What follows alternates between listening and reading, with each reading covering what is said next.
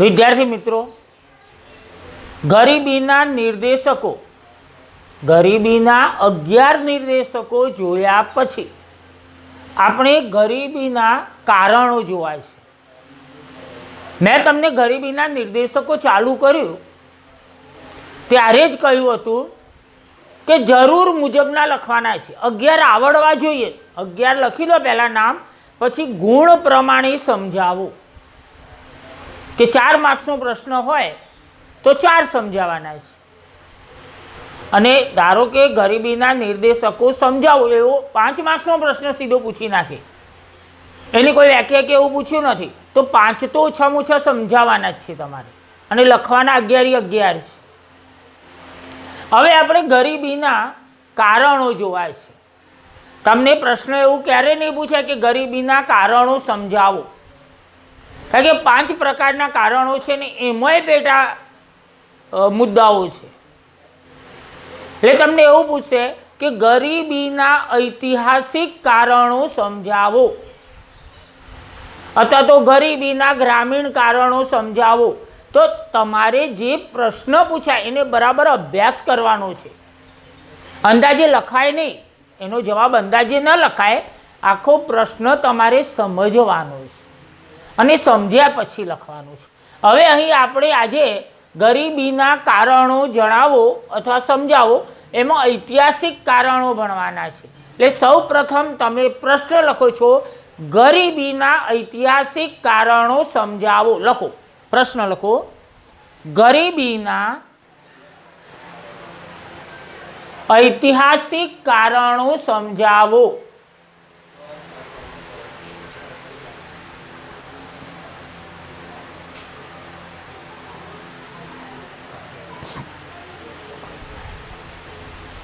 વિદ્યાર્થી મિત્રો, આપણે ઐતિહાસિક એટલે ઇતિહાસનું લગતું જોવાનું હોય તો પ્રાચીન એટલે કે જૂના સમયમાં જતું રહેવું પડશે.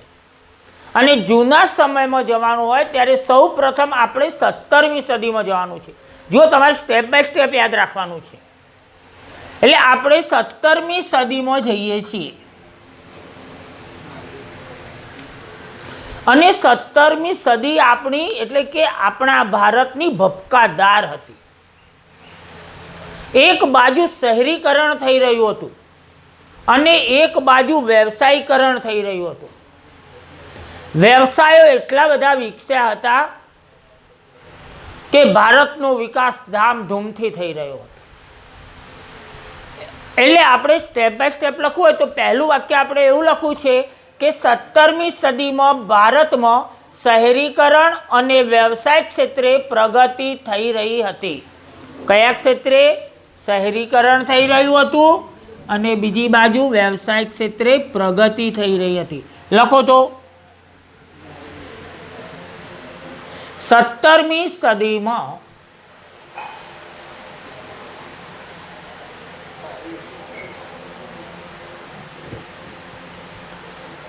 ભારતમાં શહેરીકરણ અને વ્યવસાય ક્ષેત્રે પ્રગતિ થઈ રહી હતી.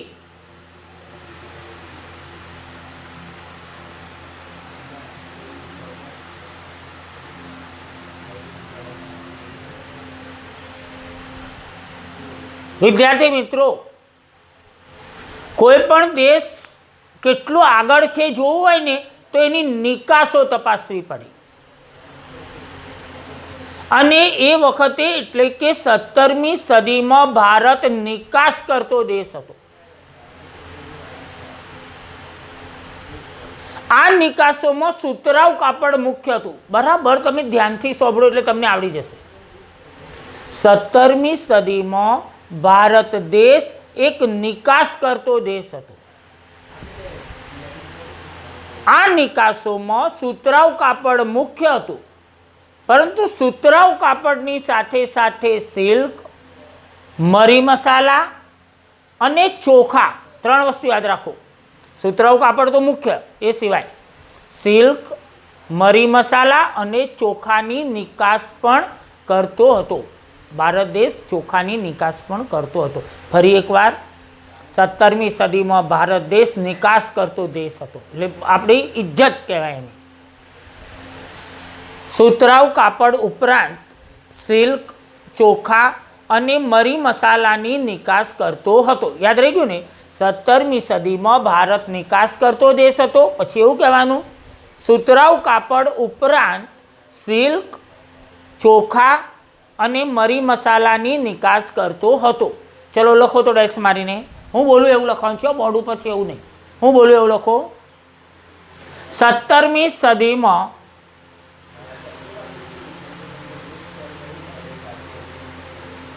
ભારત નિકાસ કરતો દેશ હતો. નિકાસ કરતો દેશ હતો.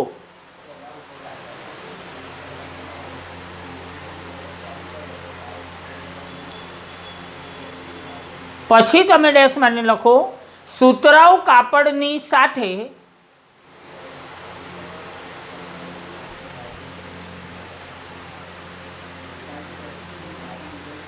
સિલ્ક, ચોખા, મરી મસાલા ની પણ નિકાસ કરતું હતું.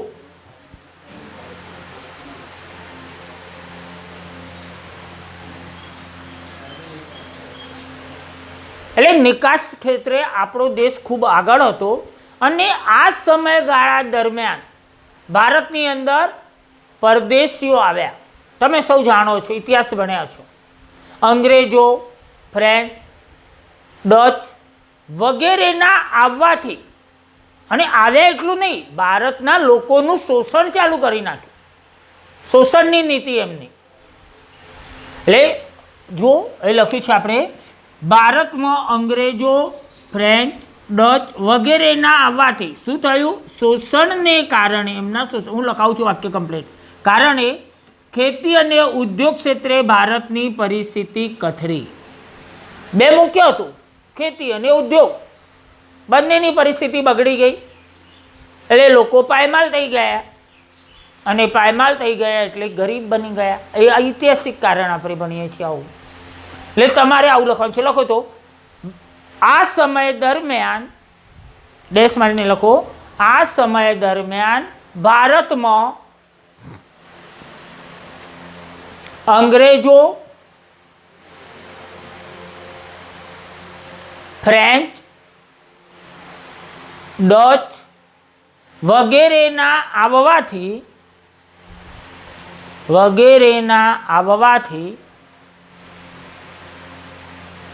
તેમના શોષણને કારણે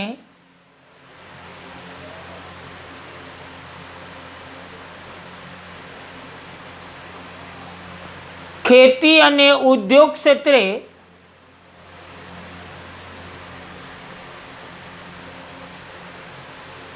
ભારતની પરિસ્થિતિ કથળી. ભારતની પરિસ્થિતિ કથળી.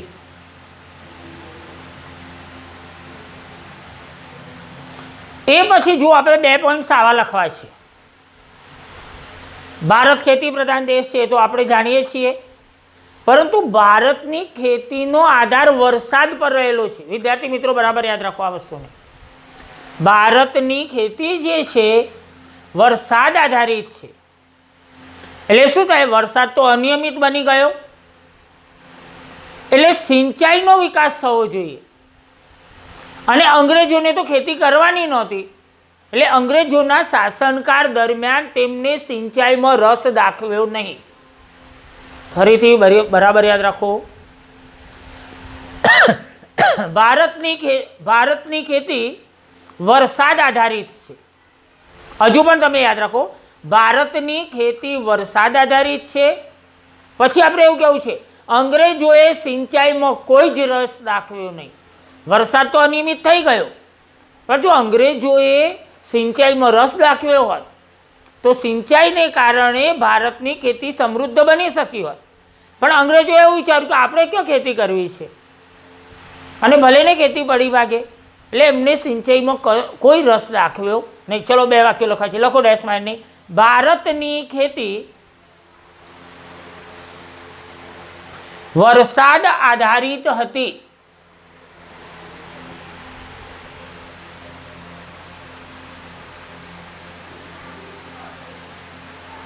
હજુ પણ ડેશ મારીને લખો. બ્રિટિશ શાસને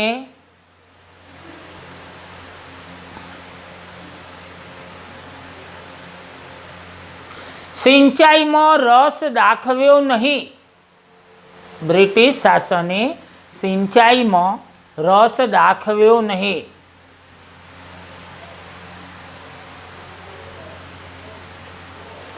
હવે જુઓ, બ્રિટિશ શાસને રસ દાખવ્યો નહીં, ખેતીમાં કશું પાકતું નહોતું, એટલે શું થયું, ભારતની ખેતી પડી ભાગી. પણ કેવી રીતે, તો તમે જુઓ કે દુષ્કાળ પડતો હતો, વરસાદ પડતો નહોતો. હમણાં મેં તમને કહ્યું કે વરસાદ અનિયમિત થઈ ગયો હતો, અને જ્યારે વરસાદ અનિયમિત થયો એટલે ખેતી નાશ પામવા લાગી, નિષ્ફળ જવા લાગી.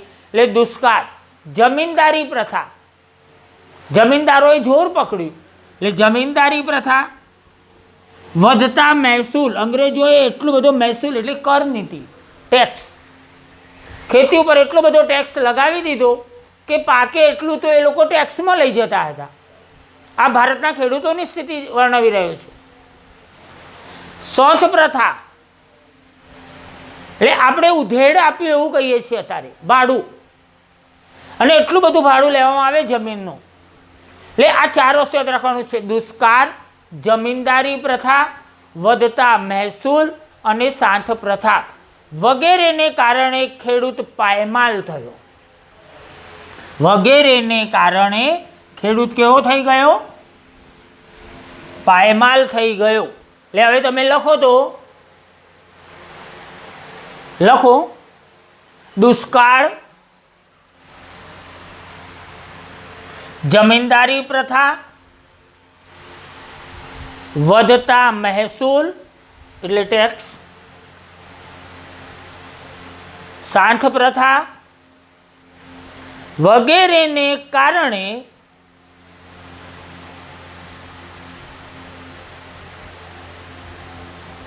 ખેડૂત પાયમાલ થયો.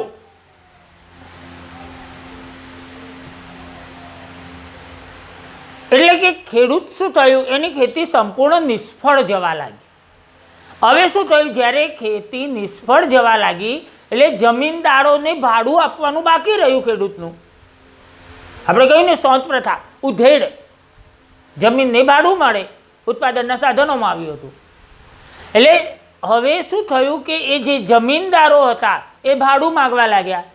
ખેડૂતો જોડે ભાડું હતું નહીં, કોઈ રૂપિયો બચતો જ નહોતો. એટલે ભાડું ચડતું ગયું. એટલે એ લોકો શું કરે, ઘણા લોકો પછી સાહુકારો પાસેથી વ્યાજવા પૈસા લાવે. એટલે સાહુકારો વ્યાજનું વ્યાજ લઈ જતા. જમીનદારોને જો પૈસા ન ચૂકવે તો જમીનદારો વ્યાજનું વ્યાજ ચડાવી જતા. અને એ રીતે જમીનદારો અને સાહુકારોએ એટલું બધું વ્યાજ લીધું કે ખેડૂત એના વ્યાજના ખપ્પરમાં હોમાઈ ગયો. એના જોડે જે ટુકડો જમીન હતી એ ટુકડો જમીન પણ એને પેલા સાહુકારોને કે જમીનદારોને આપી દેવી પડી. અને ભારતનો ખેડૂત આ પરિસ્થિતિમાં હાથે પગે નીકળી જવાનું થયું. એટલે ખેડૂતો જમીન વિહોણા બનતો, એટલે જમીન વગરના બની ગયા. પેલા વ્યાજમાં જમીનો આપી દેવી પડી. એટલે ખેડૂત જમીન વિહોણો બનતો તે ગરીબ થઈ ગયો. એટલે આપણે ગરીબી સુધી આવી ગયા પાછા. એ લખો તો ડેશ મારીને, જમીનદારો અને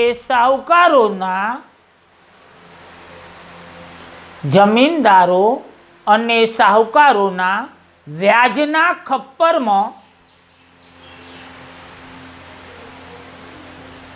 ખેડૂત હોમાઈ ગયો.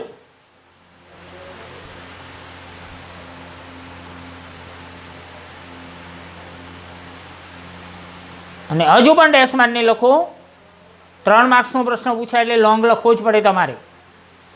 ખેડૂતો જમીન વિહોણા બનતો ગરીબ થવા લાગ્યા. અંડરલાઈન કરો.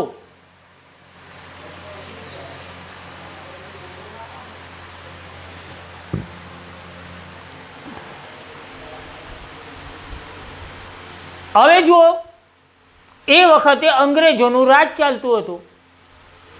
એટલે અંગ્રેજોએ કેટલાક ક્ષેત્રમાં, 3 ક્ષેત્રો હું તમને હમણાં કહું છું, એવી નીતિ અપનાવી કે પરિણામે માત્ર ને માત્ર અંગ્રેજોને એટલે કે ઇંગ્લેન્ડને જ નફો થાય, ફાયદો થાય, બીજા બધાને એટલે ભારતીયોને નુકસાન જાય.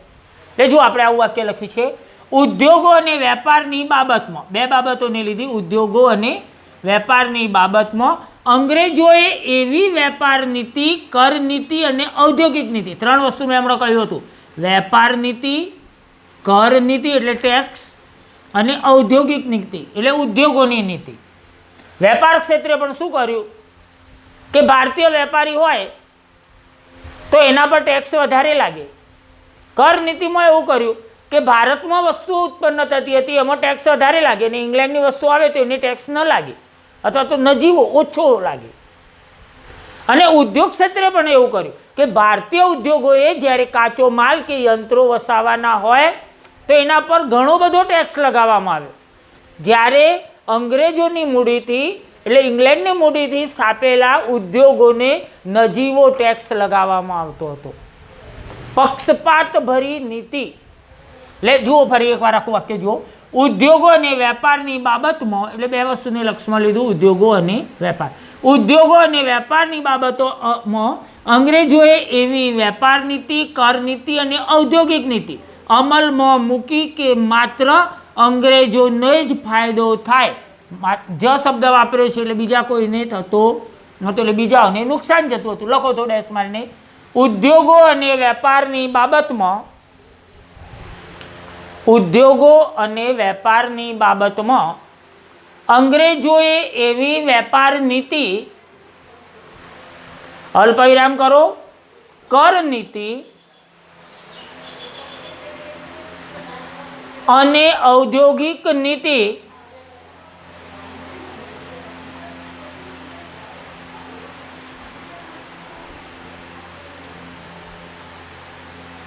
અમલમાં મૂકી કે વેપાર નીતિ, કર નીતિ અને ઔદ્યોગિક નીતિ, 3 શબ્દો યાદ રાખવાના છે તમારે. અમલમાં મૂકી કે માત્ર અંગ્રેજોને જ ફાયદો થાય, માત્ર અંગ્રેજોને જ ફાયદો થાય.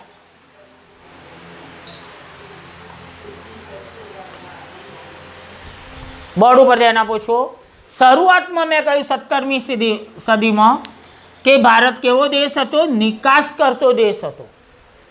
પણ હવે અહીં અંગ્રેજો રાજ કરવા આવ્યા ભારતમાં, એટલે એમને શું કર્યું કે યુરોપના બજારમાં ભારતીય વસ્તુઓ પર પ્રતિબંધ મૂકી દીધો. એટલે ભારતની નિકાસ બંધ થઈ ગઈ. તમે બરાબર સમજો, ભારતની નિકાસ બંધ થઈ ગઈ. ભારત આમ તો નિકાસ કરતો એટલે નિકાસ કમાણી કમાતો હતો, એ હવે યુરોપમાં પ્રતિબંધ મૂકતો, નિકાસો બંધ થઈ ગઈ. અહીં ભારતમાં એ વસ્તુ વેચવા જતા ભારતીયો પોતાની ઉત્પન્ન કરેલી ચીજ વસ્તુઓ ભારતમાં વેચવા જાય તો એના પર વધારે ટેક્સ હતો. એટલે ભારતના લોકોને ભારતની વસ્તુ કરતો ઇંગ્લેન્ડથી આવેલી વસ્તુઓ સસ્તી પડવા લાગી. પરિણામે ભારતની વસ્તુઓ વેચાતી બંધ થઈ ગઈ. 2 વાક્યો આપણે લખવા છે. જુઓ અહીં, ભારતીય નિકાસો પર યુરોપના બજારોમાં પ્રતિબંધ મુકાયો, એટલે હવે નિકાસ થઈ જ ના શકે. ઇંગ્લેન્ડની વસ્તુઓ માટે ભારતમાં છૂટછાટો અને કર રાહત આપવામાં આવી. તમે જુઓ તો ખરા કે ઇંગ્લેન્ડની વસ્તુ હોય તો કેટલીક છૂટછાટ ભારતમાં વેચવા માટે મળે, અને કરમાં પણ એને રાહત મળે. ભારતની વસ્તુ ભારતમાં વેચવાની હોય તો ટેક્સ વધારે લાગે, અને ઇંગ્લેન્ડથી આવેલી હોય તો ટેક્સ ઓછો લાગે. ચલો સહન કરી લઈએ. લેસ મારીને લખો, ભારતીય નિકાસો પર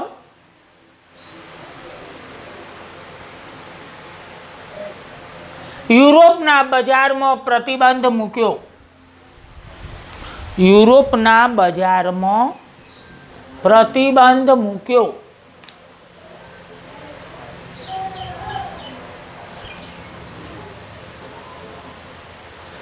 હજુ ડેશ માને લખો, ઇંગ્લેન્ડની વસ્તુઓ માટે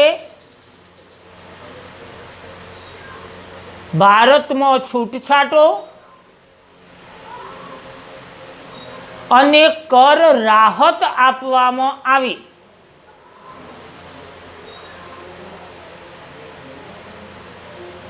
કર રાહત આપવામાં આવી.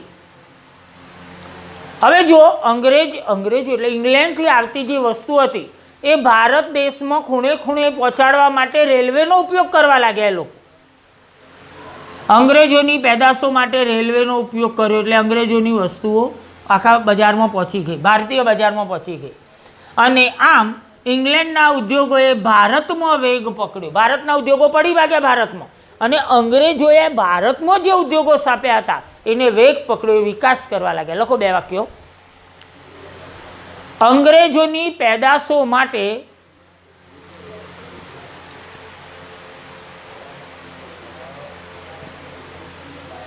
રેલવેનો ઉપયોગ કર્યો.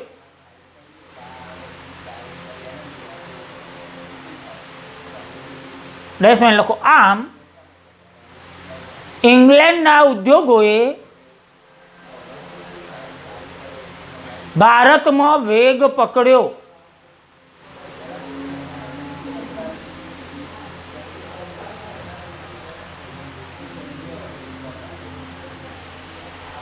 હવે જુઓ, એકદમ સરળ છે, હવે તમને જાતે આવડે એવું છે. ભારતના બજારોમાં ભારતની વસ્તુઓ મોંઘી, ખબર પડી ગઈ છે ને? ભારતના બજારોમાં ભારતની વસ્તુઓ મોંઘી અને ઇંગ્લેન્ડની વસ્તુઓ સસ્તી મળવા લાગી. લખો તો, ભારતના બજારોમાં ભારતની વસ્તુઓ મોંઘી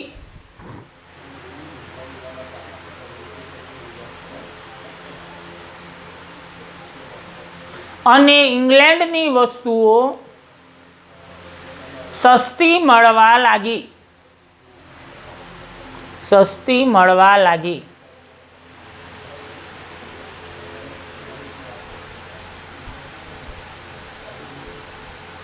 હવે જુઓ, ભારતના ઉદ્યોગો અને વેપારીઓ, ઉદ્યોગો તો પડી ભોગ્યા જ, પણ જોડે જોડે વેપારીઓ જે આપણા હતા એ પણ માનસિક અને આર્થિક રીતે પડી ભાગ્યા.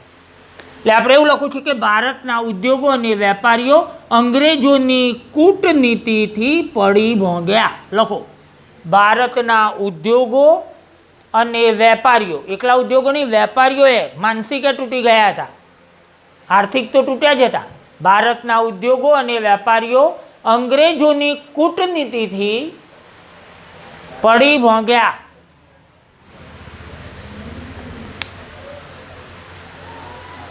હવે જુઓ તો, જો આખા મોટા ઉદ્યોગો પડી ભાગ્યા હોય તો આપણા ગૃહ ઉદ્યોગો તો ટક્કર ઝીલી શકે એમ હતા જ નહીં. એટલે આપણે એક વાક્ય એવું લખીશું કે ભારતના ગૃહ ઉદ્યોગો તો સંપૂર્ણ પડી ભોગ્યા. લખો, ભારતના ગૃહ ઉદ્યોગો તો સંપૂર્ણ પડી ભોગ્યા.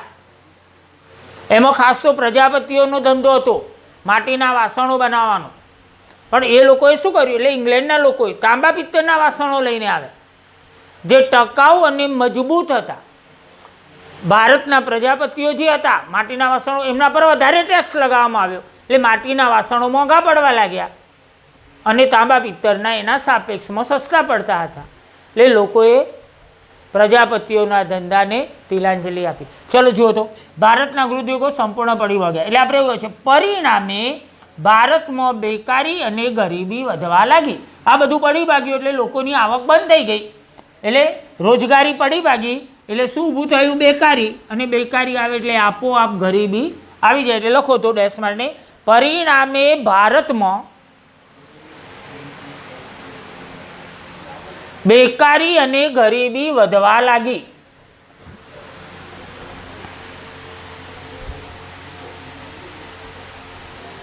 વિદ્યાર્થી મિત્રો જુઓ, ક્યારેક તમને એવો પણ પ્રશ્ન પૂછે કે ભારતના ઉદ્યોગો પડી ભાગ્યા સમજાવો, તો આ જ લખવાનું છે તમારે. મેં કમ્પ્લેટ તમને સાદી અને સરળ ભાષામાં લખીને આપી દીધું છે, જે તમને કોઈ ગાઈડમાં કે શું એવી કોઈ જગ્યાએ તમને મળી રહેશે નહીં સંદર્ભ ગ્રંથોમાં આટલું સરળ. એટલે મેં ટ્રાય પૂરેપૂરો કર્યો છે. તમે મારી જોડે મહેનત કરો. એવું પણ પૂછે ભારતના ગૃહ ઉદ્યોગો પડી ભાગ્યા, તો પણ તમારે આ જ રીતે સમજાવવાનું આવશે, બરાબર. અને તમે સમજશો એટલે ગમે તે રીતે પ્રશ્ન પૂછશે તો તમે લખી શકશો. મળીએ છીએ આવતા વિડીયોમાં. મિત્રો, લાઈક અને કોમેન્ટ કરવાનું ભૂલશો નહીં. અને જો તમે સબસ્ક્રાઈબ ન કર્યું હોય તો મારી વિનંતી છે કે આપ સબસ્ક્રાઈબ કરી દેશો. ચલો મળીએ છીએ આવતા વિડીયોમાં.